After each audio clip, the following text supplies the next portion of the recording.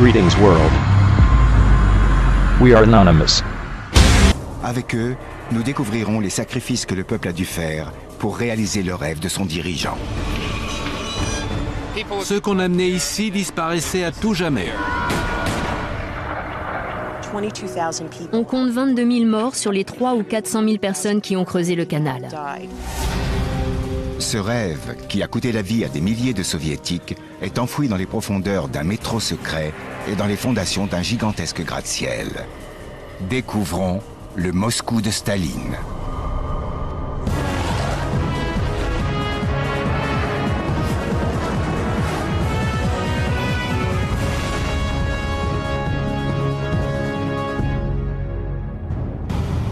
En 1935, lorsque Staline annonce son intention de reconstruire Moscou, personne ne se doute des conséquences de ce projet. Le chaos règne déjà depuis près de 20 ans en Union soviétique. La révolution d'octobre, la chute du tsar et la création du premier régime communiste de l'histoire ont ébranlé la nation. Mais Staline ne compte pas s'arrêter là. Il veut éliminer toute trace du passé impérial de Moscou et bâtir une ville à son image. Pour cela, il n'hésitera pas à employer la force.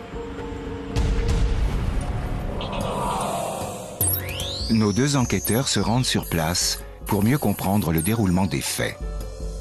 Guy Archer est un spécialiste de l'histoire russe. Les atrocités commises par Staline ne sont un secret pour personne. C'était un homme brutal et sans pitié. Mais ce qui m'intéresse aujourd'hui, c'est plutôt son influence sur les réseaux de transport et l'architecture. Michael Schuller est ingénieur. Il va mettre au jour une ville radicalement différente du Moscou d'aujourd'hui. J'espère en apprendre un peu plus sur la technologie qui a permis de bâtir ces édifices. J'aimerais aussi savoir comment il a réussi à industrialiser Moscou en un temps record.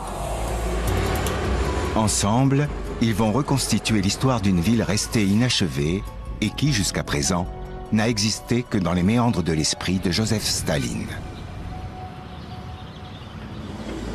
À l'époque, le dirigeant de l'URSS est convaincu qu'avant de construire, il faut être prêt à détruire.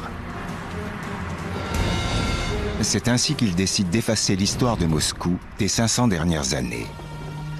Les édifices emblématiques de la ville sont dynamités l'un après l'autre. Aucun ne sera épargné. Pas même la cathédrale du Christ Sauveur. Le message est fort. D'ici peu, les décombres céderont la place à un nouveau monument.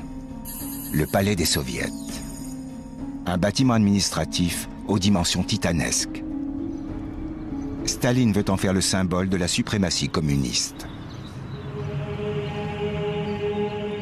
Aujourd'hui, nous savons que la période stalinienne a été source de honte pour le peuple soviétique et qu'à son tour, elle a partiellement été rayée de l'histoire.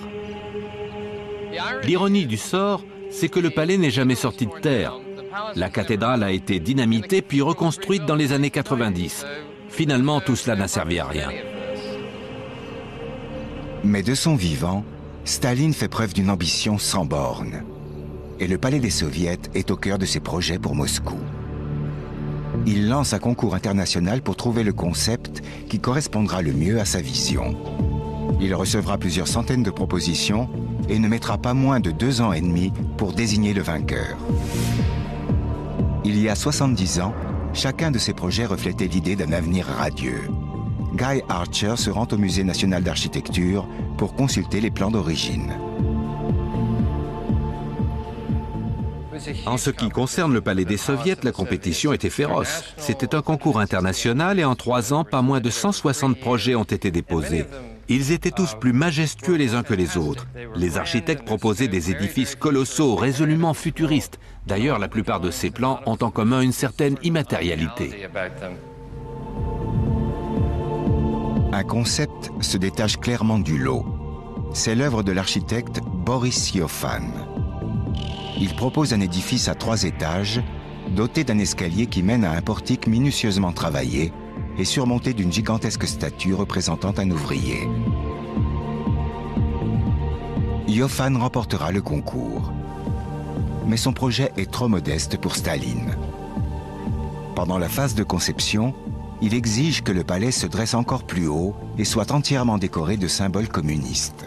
Quant à l'ouvrier, il sera remplacé par une imposante statue de Lénine. Iofan et son équipe avaient fait plusieurs propositions. Voici les plans d'origine. Au fur et à mesure, l'édifice devenait de plus en plus haut, de plus en plus imposant. Leur quête de perfection était sans limite. Le palais n'a jamais été construit, mais la station de métro censée le desservir existe encore aujourd'hui. Guy Archer décide de la visiter pour avoir une idée des proportions du projet initial.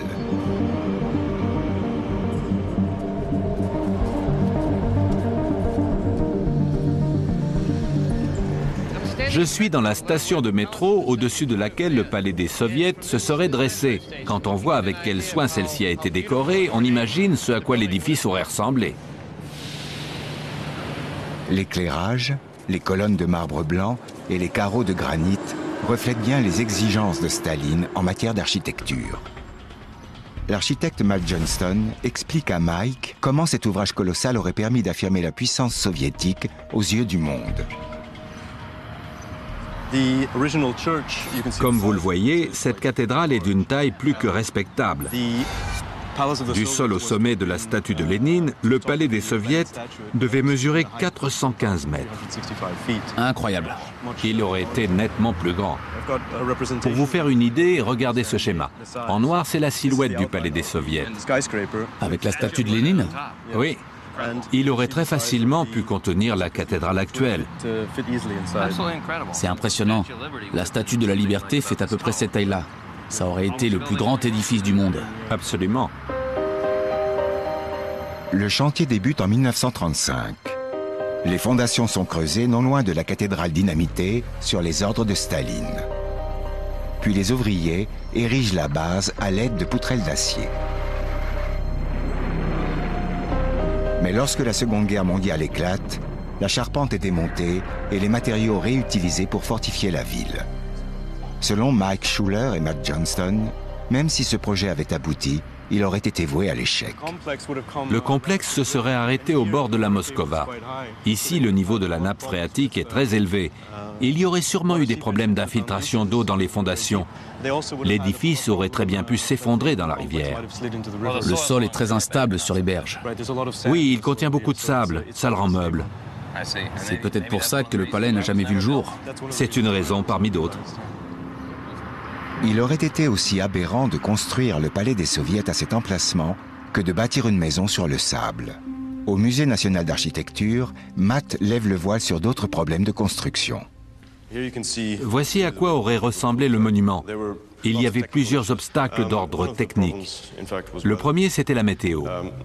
200 jours par an, la couverture nuageuse arrivait plus ou moins à ce niveau. Les moscovites n'auraient vu que les jambes et le postérieur de Lénine. Ce n'est pas très flatteur. Non, c'est sûr. Le deuxième souci, c'était la construction de l'auditorium. Ah oui, justement, j'ai trouvé une coupe du bâtiment. L'étude des plans est sans appel. Le palais a beau être spectaculaire en théorie, en pratique, il aurait été impossible à construire. La salle aurait pu accueillir 21 000 personnes. Cette coupole est vraiment gigantesque. Le problème saute aux yeux. Il comptait construire un édifice de 400 mètres de haut au-dessus d'une voûte. Un gratte-ciel qui ne repose sur rien? Ce n'était pas logique du tout. Même de nos jours, un tel bâtiment serait difficile à construire. Et avec les moyens techniques de l'époque, c'était tout simplement infaisable. Presque impossible. Le peuple ne saura jamais rien de cela. Grâce à de savants montages photos et vidéos, le gouvernement lui fait croire que la construction va bon train. S'il avait existé, le palais des Soviets aurait été si grand qu'il aurait fallu se tenir à bonne distance pour le voir entièrement. Cela aurait été le monument le plus impressionnant de son temps.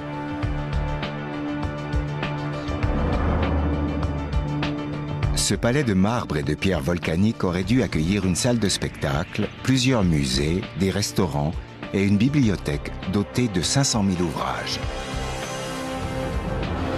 Il devait être équipé d'ascenseurs pouvant atteindre la vitesse de 5 mètres par seconde. Mais ce projet ne se concrétisera pas. Staline a imaginé un monument qui ne pourra et ne sera jamais érigé. son rêve ne deviendra jamais réalité.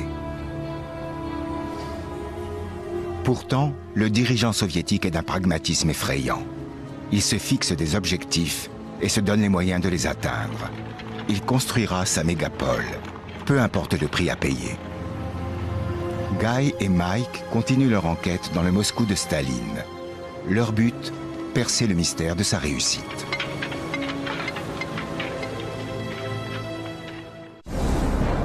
Ils découvrent comment Staline est parvenu à faire de son pays une superpuissance mondiale. Ses plans quinquennaux permettent une industrialisation rapide du pays, mais la famine et la pauvreté font des ravages parmi les habitants. D'une certaine manière, ces réformes sont efficaces. En 10 ans à peine, l'Union soviétique est devenue une nation forte et Moscou connaît une croissance sans précédent. Pourtant, le rythme devient rapidement impossible à tenir. Les usines et les centrales électriques épuisent les ressources de la capitale. La population a doublé, mais l'approvisionnement en eau a diminué de moitié. Pour éviter la pénurie, Staline trouve une solution radicale. Il décide de construire un gigantesque réseau de canaux pour fournir Moscou en eau et en électricité et permettre l'acheminement de marchandises par voie fluviale. Le principe est de relier la Moskova, dont le débit est de plus en plus faible, à la puissante Volga.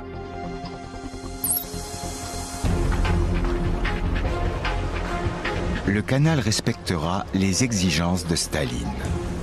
Il sera aussi majestueux que possible et construit en un temps record. 4 ans et 8 mois plus tard, les travaux sont terminés.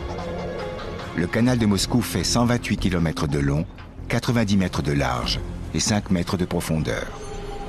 Staline sait pertinemment qu'une telle prouesse technologique servira à la propagande communiste.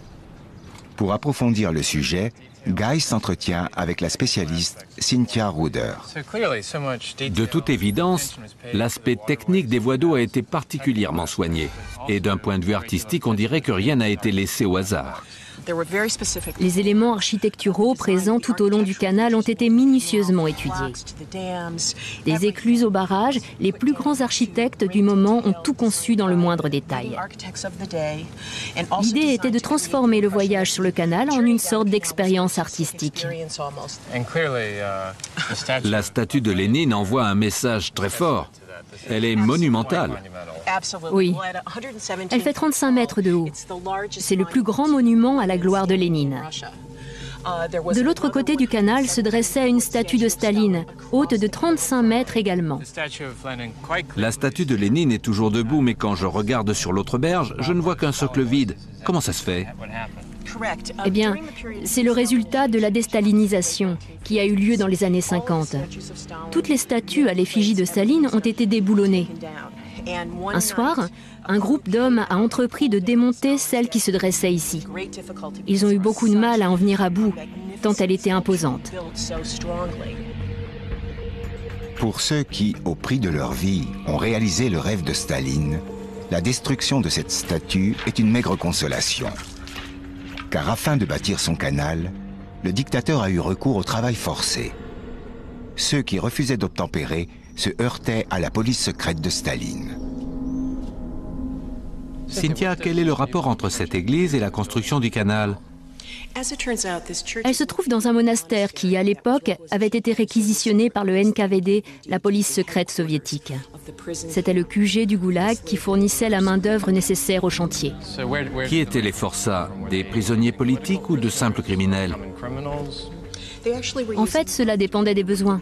La police arrêtait ceux qui étaient susceptibles d'aider sur le chantier en fonction de leurs compétences. À un moment donné, le goulag du canal de Moscou comptait 200 000 prisonniers. Et lorsqu'ils avaient besoin d'ingénieurs, ils en arrêtaient quelques-uns.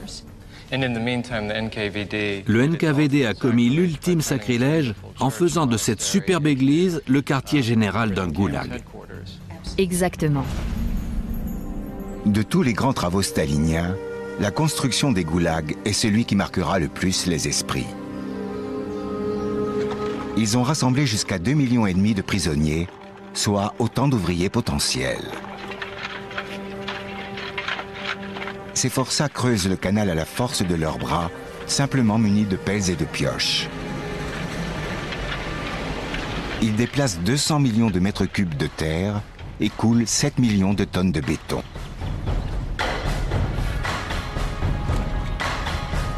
Pourtant, le chantier n'avance pas assez vite au goût du dictateur, qui importe 177 pelleteuses dans le plus grand secret.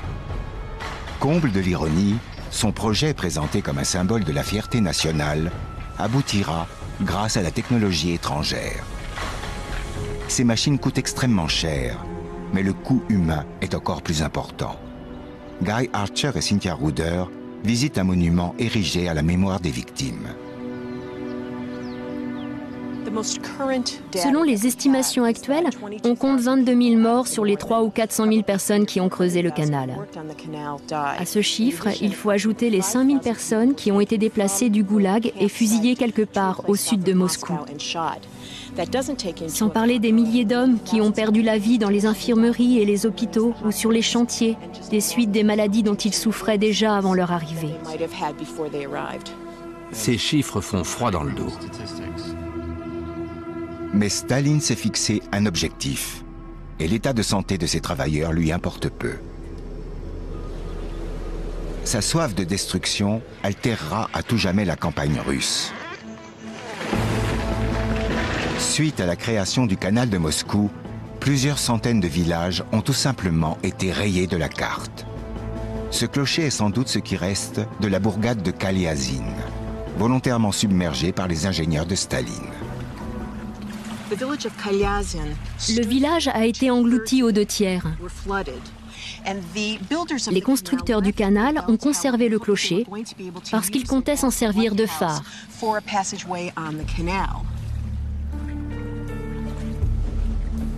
En détruisant les villages qui se trouvaient sur sa route, Staline a radicalement transformé le paysage. La création d'une série d'écluses et de réservoirs ne fera qu'accentuer cette métamorphose. Je me trouve à 130 km au nord-est de Moscou, au tout début du canal. La Volga et la Moskova sont à peu près au même niveau. Mais le problème, c'est qu'il y a plusieurs collines entre les deux. Pour rendre le canal navigable, Staline a fait construire des stations de pompage, des réservoirs et plusieurs écluses à sas. Ces écluses permettent de franchir un dénivelé de 40 mètres avant d'entamer la descente vers Moscou. Voici l'un des éléments clés du chantier, un gigantesque réservoir alimenté par la Volga et relié à la Moskova par le canal de Moscou. Si le système fonctionne, c'est grâce à la mer de Moscou. C'est un gigantesque lac artificiel, formé suite à la construction du barrage d'Ivankovo. Ce barrage a littéralement changé le cours de la Volga. Moscou est enfin relié à la Volga et prospère de nouveau grâce au réservoir de 520 km² qui régule le débit du fleuve. À 130 km de là, après avoir emprunté un aqueduc de 27 km, l'eau atteint le système de pompage de la capitale. Fidèle au style architectural du canal, de majestueux édifices abritent les stations de traitement de l'eau.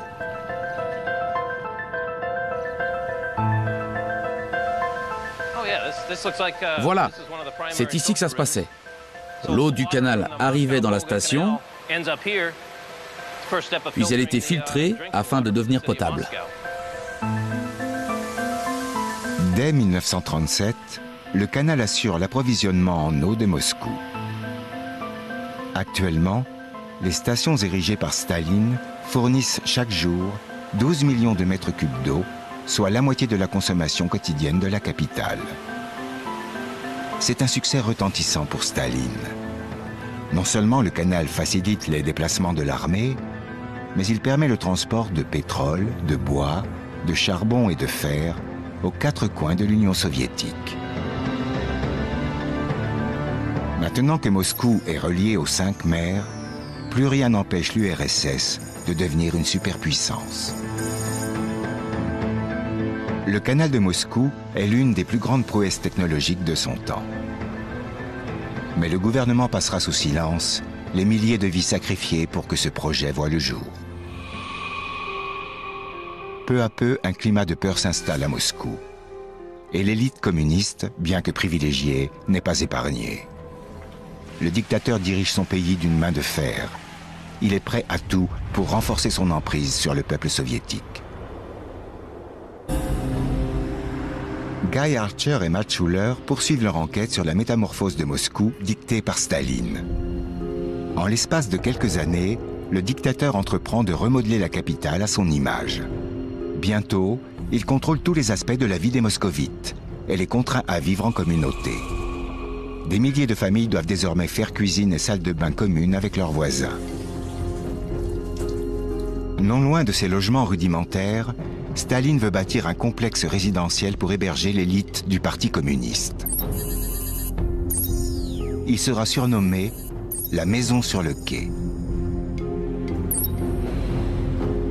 Ses habitants, triés sur le volet, vivront dans le plus grand luxe.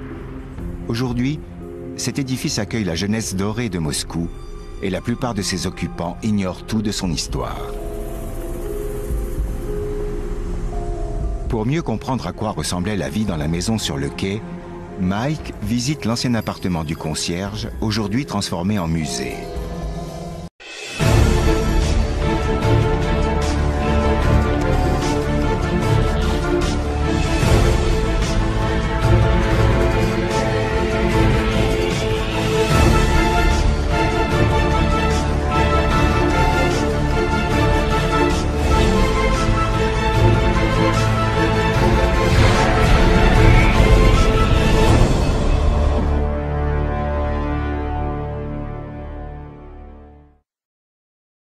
Matt Johnston lui sert de guide.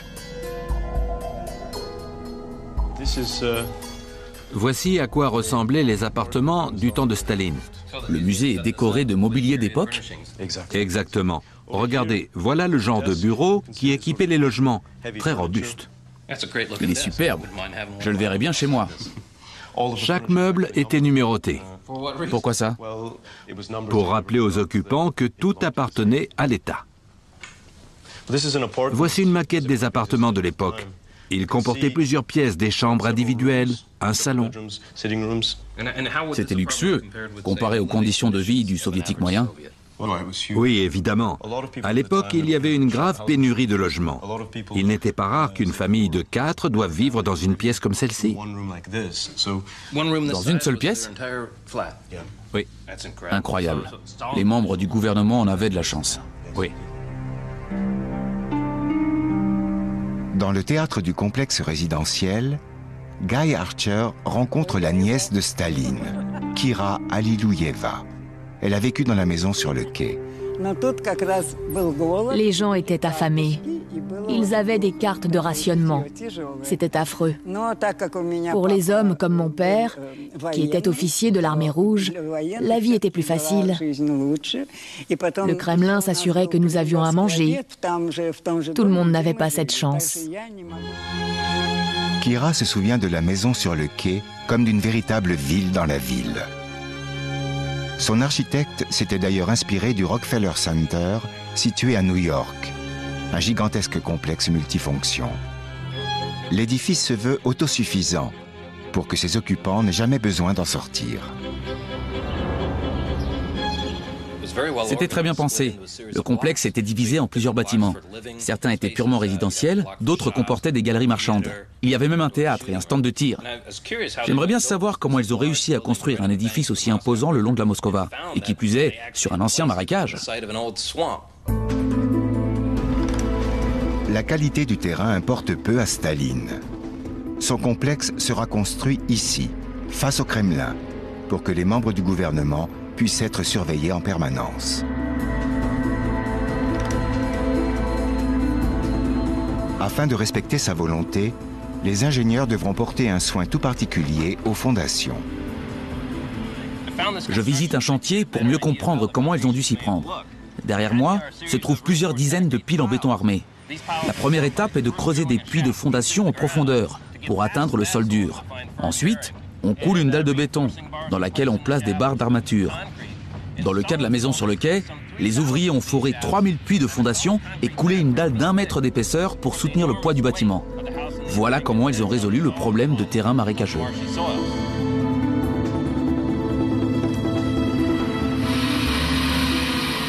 Cette solution ingénieuse a un prix. Le coût initial du chantier était estimé à 7 millions de roubles, un record pour l'époque. Il atteindra finalement la somme astronomique de 20 millions. L'élite communiste est loin de se douter que Staline utilisera ce bâtiment pharaonique pour la terroriser. La cruauté de son régime nuit à sa popularité. Il craint l'opposition et cette peur se transforme progressivement en paranoïa. Des gardes sont postés à chaque entrée du complexe, a priori pour protéger ses occupants. En réalité, ses intentions sont tout autres.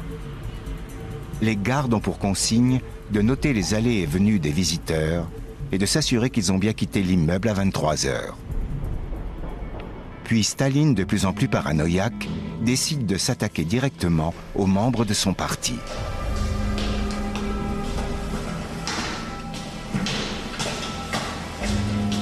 De jour, la maison sur le quai est un havre de paix luxueux.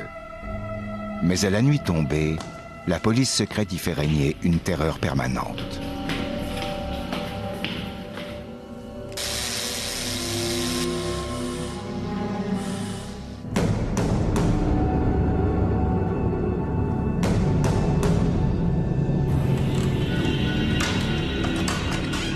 Mike et Matt visitent l'un de ses appartements.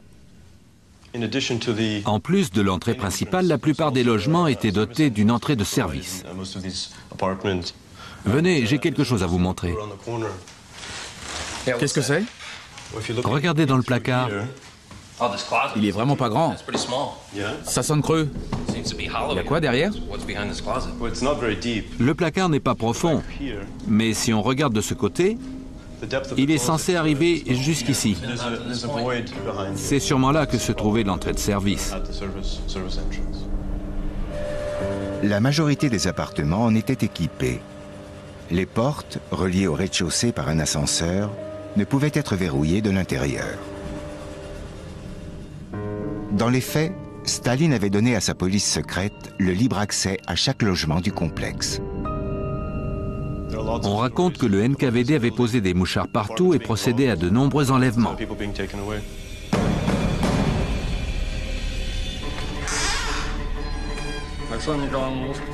Cette purge frappe surtout les membres du Parti communiste, dont la loyauté ne semble faire aucun doute.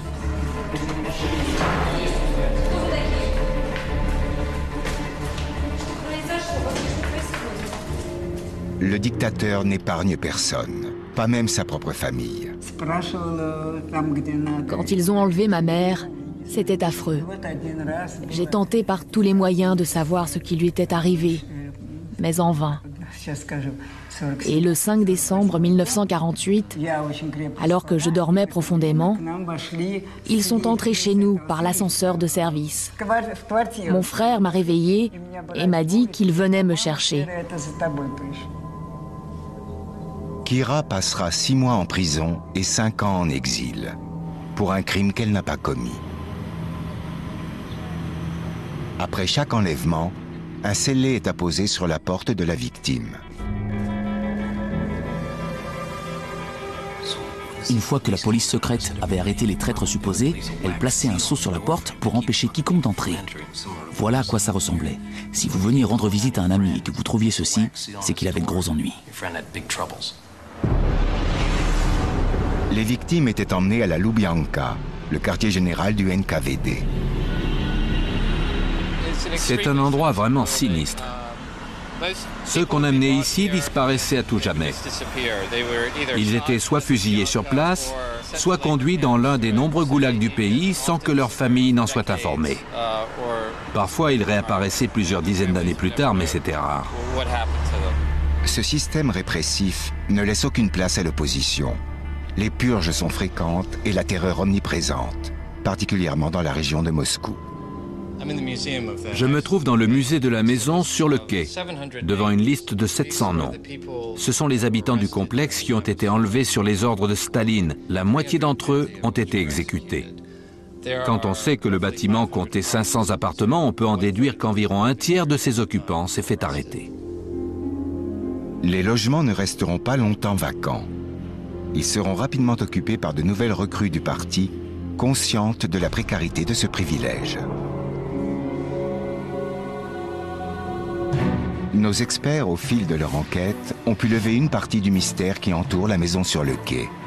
De par sa construction étrange, ce complexe ne laissait aucune liberté à ses habitants. Ils menaient un train de vie luxueux, mais vivaient dans la peur.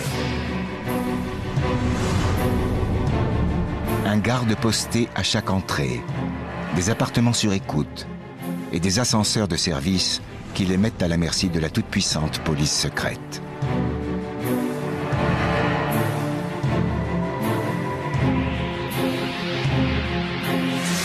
Mais la Grande Guerre patriotique approche et pour Staline, la répression des dissidents ne sera bientôt plus une priorité.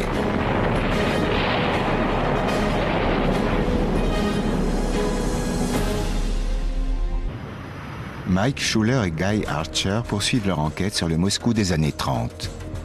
Les travaux entrepris par Staline ont transformé la capitale et marqué ses habitants à tout jamais. Quant aux purges de la Grande Terreur, elles auraient entraîné 7 millions d'arrestations et 1 million d'exécutions.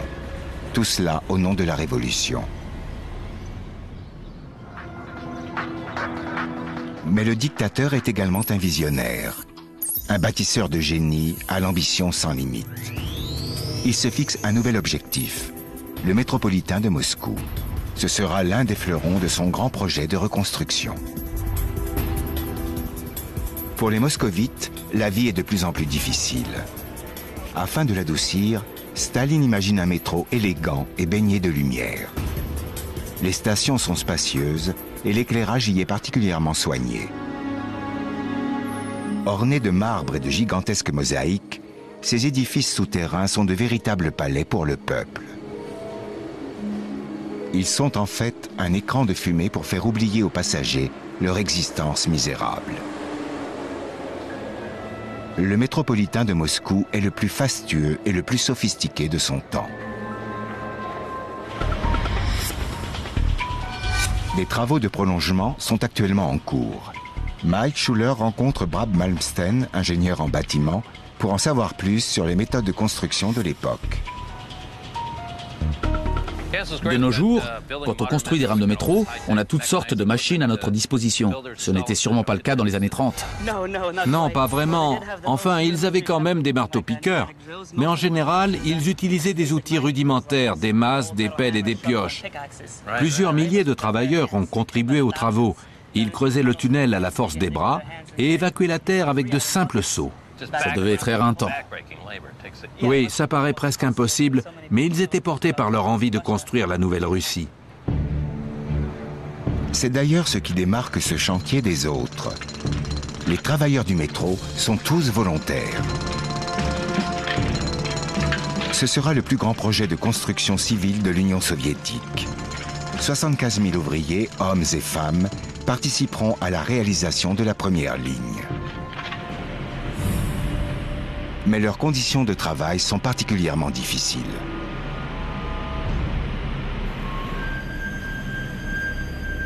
Il faisait sombre, l'air était humide, c'était très dangereux. Il y a eu beaucoup de morts, entre ceux qui tombaient des échafaudages et les victimes d'incendie. Parfois, le tunnel s'effondrait et ensevelissait les ouvriers. Je remarque qu'à mesure que l'on s'enfonce, il fait de plus en plus chaud. La ventilation devait poser problème à l'époque.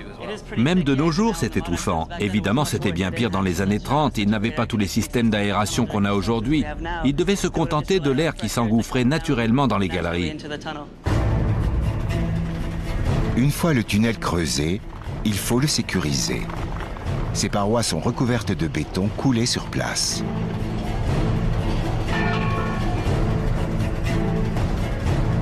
Ce n'est que vers la fin du chantier que les constructeurs décident d'utiliser des blocs de béton préfabriqués. La dernière étape consiste à injecter du ciment entre chaque bloc pour assurer l'étanchéité du tunnel.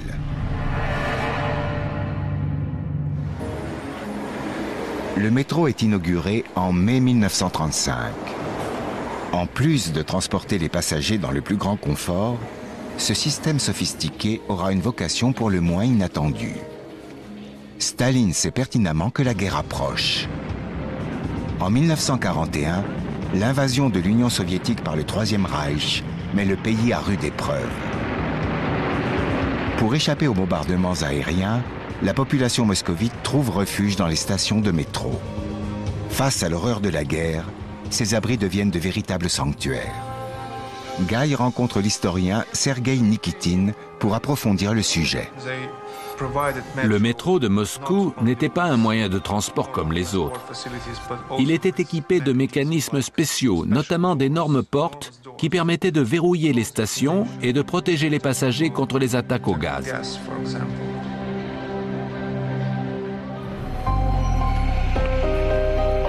Mais l'histoire du métro stalinien ne s'arrête pas là.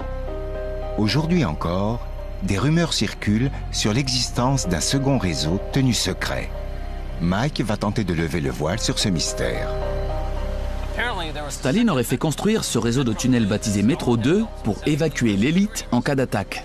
Selon la rumeur, il reliait entre autres le Kremlin à l'une de ses maisons de campagne, en banlieue de Moscou. Avec l'aide de Vadim, je vais tenter de le localiser.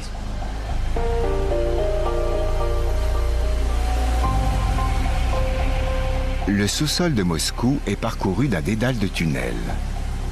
Au fil de son exploration, Mike s'aperçoit qu'il n'est peut-être qu'à quelques mètres du fameux métro 2. Du temps de Staline, il ne comptait qu'une seule ligne, mais il aurait été prolongé pendant la guerre froide. On dit qu'il y avait plusieurs entrées secrètes, des passages et des abris souterrains pour évacuer les hauts dirigeants en cas d'attaque. S'il existe vraiment, c'est sûrement le réseau le plus profond jamais construit. Son emplacement exact, ainsi que sa méthode de construction, sont toujours classés secret d'État. D'après les éléments à notre disposition, voici à quoi ressemblait le réseau du métro sous Staline. La rumeur court qu'un des tunnels secrets menait directement au bunker du dictateur, un autre à l'aéroport de Moscou et un troisième à sa résidence secondaire. À ce jour, le mystère reste entier. Mais le métro de Moscou a toujours été la grande fierté des Russes, qui chaque jour sont plusieurs millions à l'emprunter. Pour clore leur enquête, Guy et Mike vont s'intéresser à l'un des derniers grands chantiers staliniens, dont la réalisation marquera à tout jamais le paysage moscovite. En l'espace de quelques années, Staline a fait de Moscou une ville de tous les extrêmes, où les édifices les plus majestueux renferment les plus sombres secrets. Une ville bâtie pour le peuple, mais qui coûtera la vie à plusieurs milliers de personnes. Après la victoire de l'Union soviétique sur l'Allemagne nazie, le dictateur lance l'un des plus grands chantiers de son régime. Il veut célébrer son triomphe et faire de Moscou le symbole de la toute-puissance communiste. Comble de l'ironie, c'est chez son nouvel ennemi, l'Amérique capitaliste, qu'il trouvera l'inspiration. À la fin des années 40, Staline ordonne la construction de 7 gigantesques gratte-ciel. Aujourd'hui encore, ces immeubles surnommés les 7 Sœurs dominent la capitale. Leur style fera écho à un projet cher au cœur de Staline, le Palais des Soviets. Ces dessins nous montrent à quel point les 7 sœurs s'inspirent du Palais des Soviets. Tout y est, l'architecture gothique, les formes effilées, les flèches, ce sont des constructions massives, écrasantes. L'idée, bien sûr, était de mettre l'accent sur la petitesse de l'individu face à l'État. Comme tous les édifices staliniens, ils participeront à la propagande du régime. Avec son immense flèche de 6 tonnes, l'université d'État de Moscou culmine à 240 mètres. C'est la plus haute des 7 sœurs.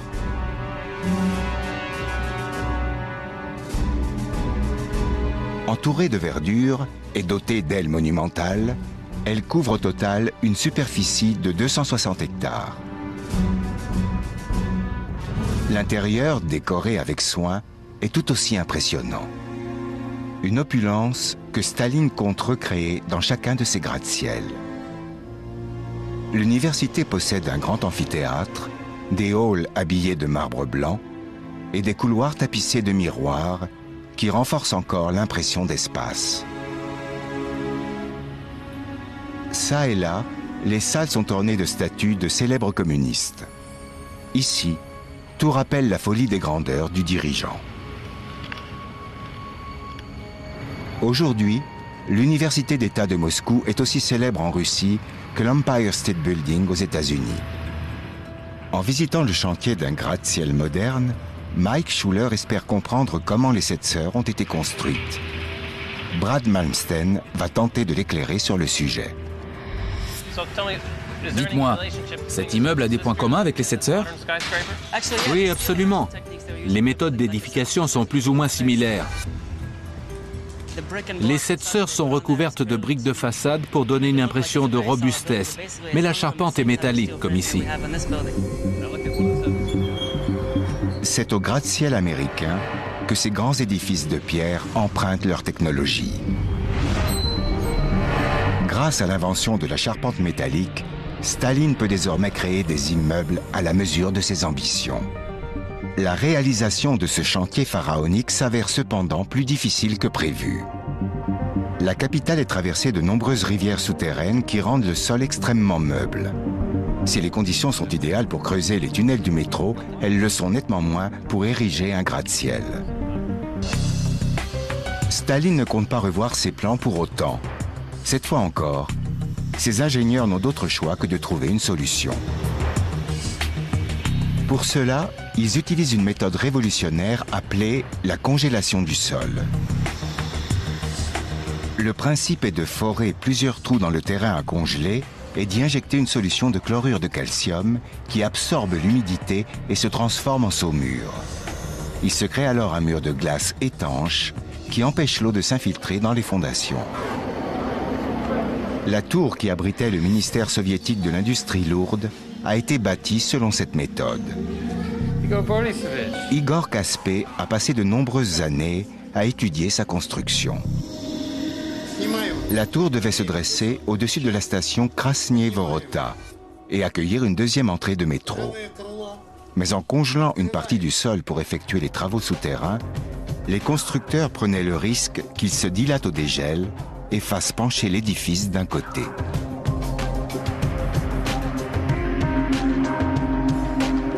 La construction terminée, les fondations se seraient alors affaissées.